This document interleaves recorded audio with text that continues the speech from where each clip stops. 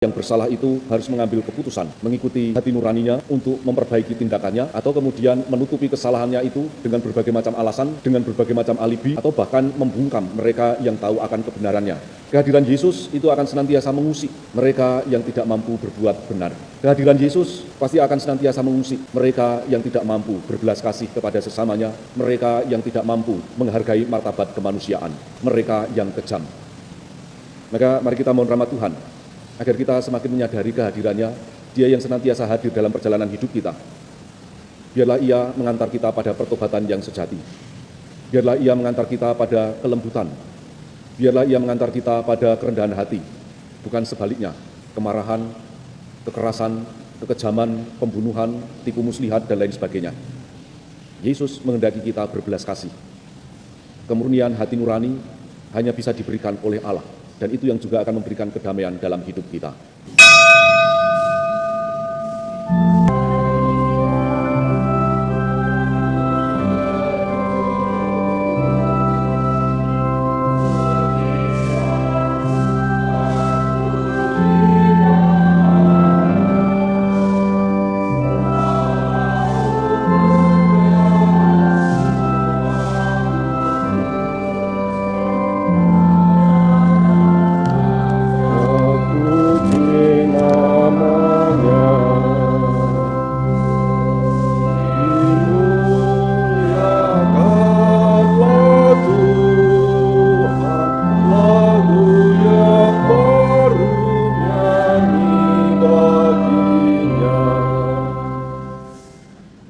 Dalam nama Bapa dan Putra dan Roh Kudus. Amin. Semoga rahmat Tuhan kita Yesus Kristus, cinta kasih Allah dan persekutuan Roh Kudus bersamamu. Bapak, Ibu, dan Saudaraku yang terkasih dalam Kristus, selamat pagi. Sabda Tuhan yang akan kita dengarkan hari ini, terutama bacaan Injil, mengajak kita untuk memurnikan hati nurani. Herodes yang mendengar berita mengenai Yesus ingin bertemu dengan Dia. Ia yang merasa bersalah ingin bertemu dengan Dia. Maka mari kita juga mohon rahmat Tuhan agar pertemuan kita dengan Yesus itu memurnikan hati nurani kita, sehingga tindakan kita pun juga boleh berjalan dengan benar. Kita awali Ekaristi Kudus kita dengan menyatakan tobat kita di hadapan Tuhan. Tuhan Yesus Kristus, Engkau memanggil kami supaya berbuat yang benar. Tuhan, kasihanilah kami. Engkau menanggung dosa kami, supaya kami bebas dari kekuasaan dosa dan dapat hidup menurut kehendak Allah. Kristus, kasihanilah kami. Engkau menderita bagi kami, supaya kami selamat dan mengikuti jejak-Mu. Tuhan, kasihanilah kami. Semoga Allah yang Maha Kuasa mengasihani kita, mengampuni dosa kita, dan menghantar kita ke hidup yang kekal. Marilah kita berdoa.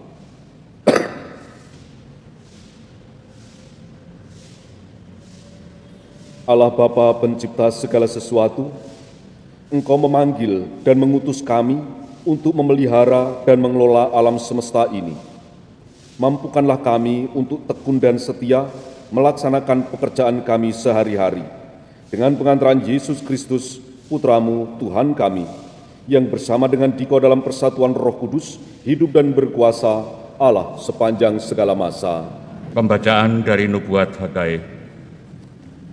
Pada tahun kedua pemerintahan Raja Darius, pada hari pertama bulan ke-6, datanglah sabda Tuhan dengan perantaraan Nabi Hagai kepada Jerubbaal bin Shealtiel, Bupati Yehuda, dan kepada Yosua bin Yosadak, Imam Besar, bunyinya.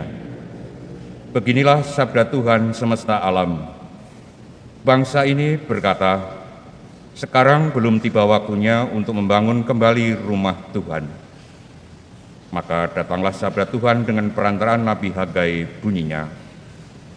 Apakah sudah tiba waktunya bagi kalian untuk mendiami rumah-rumahmu yang dipapani dengan baik, sedang rumah Tuhan tetap menjadi reruntuhan?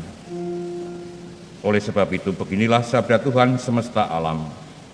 Perhatikanlah keadaanmu. Kalian menabur banyak, tetapi membawa pulang hasil sedikit. Kalian makan, tetapi tidak sampai kenyang. Kalian minum, tetapi tidak sampai puas. Kalian berpakaian, tetapi badanmu tidak menjadi hangat. Dan orang yang bekerja untuk upah, ia bekerja, tetapi upahnya ditaruh dalam pundi-pundi yang berlubang. Beginilah sabda Tuhan semesta alam. Perhatikanlah keadaanmu, maka naiklah ke gunung, bawalah kayu, dan bangunlah rumah Tuhan. Maka aku akan berkenan menerimanya, dan akan menyatakan kemuliaanku di situ. Demikianlah sabda Tuhan. Tuhan berkenan akan umat-Nya. Tuhan berkenan akan umat-Nya. Nyanyikanlah bagi Tuhan lagu yang baru. Pujilah Dia dalam jemaah orang-orang saleh. Biarlah Israel bersukacita atas penciptanya. Biarlah Sion bersorak-sorai atas Raja mereka. Tuhan berkenan akan umat-Nya. Biarlah mereka memuji-muji namanya dengan tarian. Biarlah mereka bermazmur kepadanya dengan rebana dan kecapi. Sebab Tuhan berkenan kepada umat-Nya. Ia memahkotai orang yang rendah hati dengan keselamatan. Tuhan berkenan akan umat-Nya. Biarlah orang saleh beria-ria dalam kemuliaan. Biarlah mereka bersorak-sorai di atas tempat tidur. Biarlah pujian pengagungan Allah ada dalam kerongkongan mereka. Itulah semarak bagi orang yang dikasihi Allah. Tuhan berkenan akan umat-Nya. Haleluya, haleluya.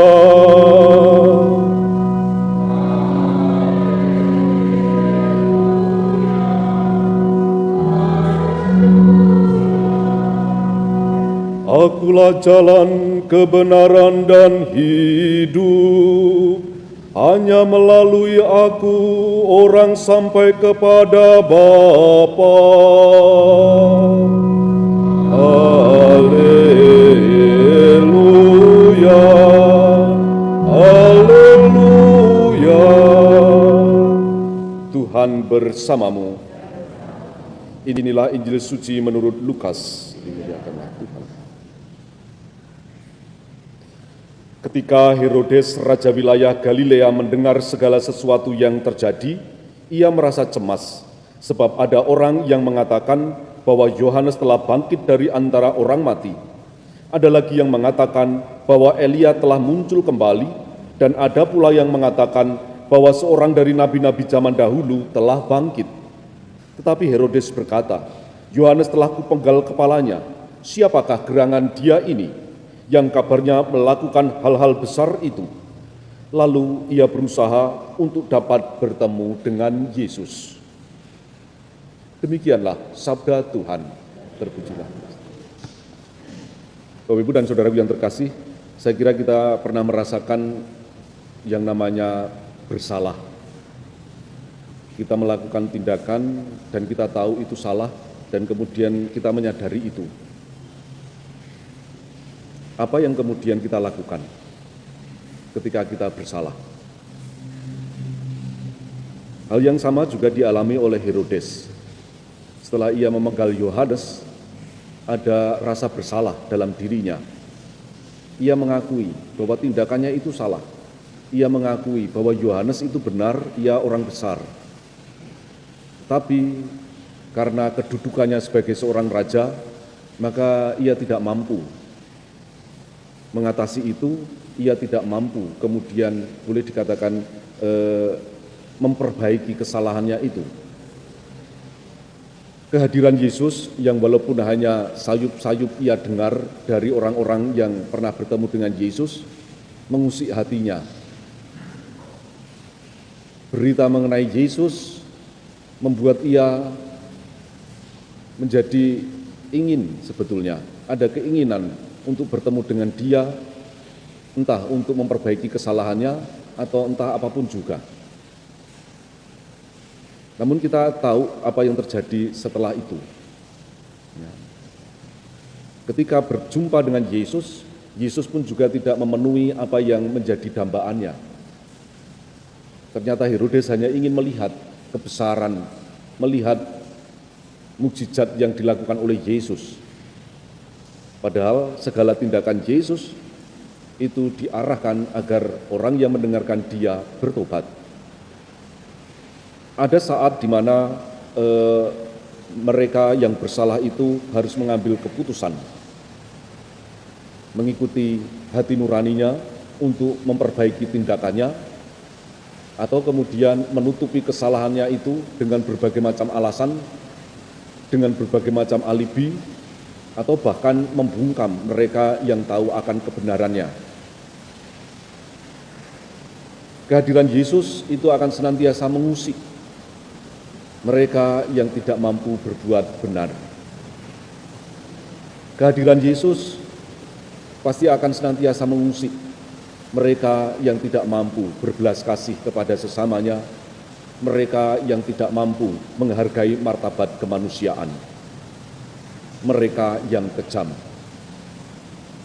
Maka mari kita mohon rahmat Tuhan, agar kita semakin menyadari kehadirannya, Dia yang senantiasa hadir dalam perjalanan hidup kita.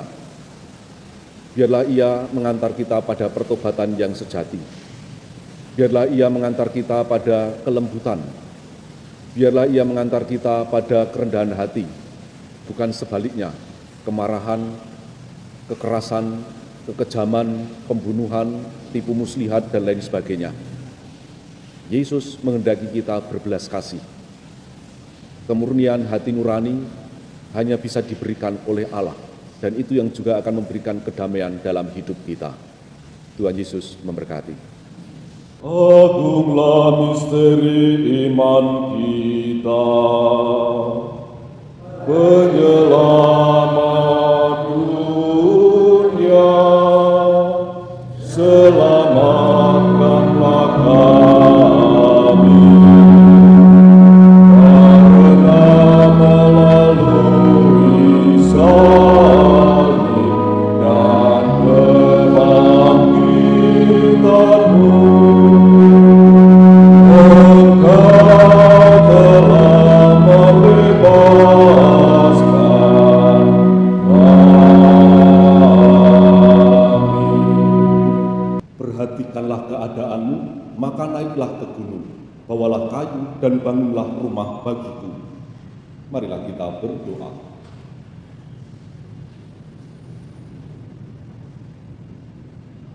Allah Bapa, sumber kebijaksanaan, kami bersyukur atas misteri kudus yang telah kami rayakan ini.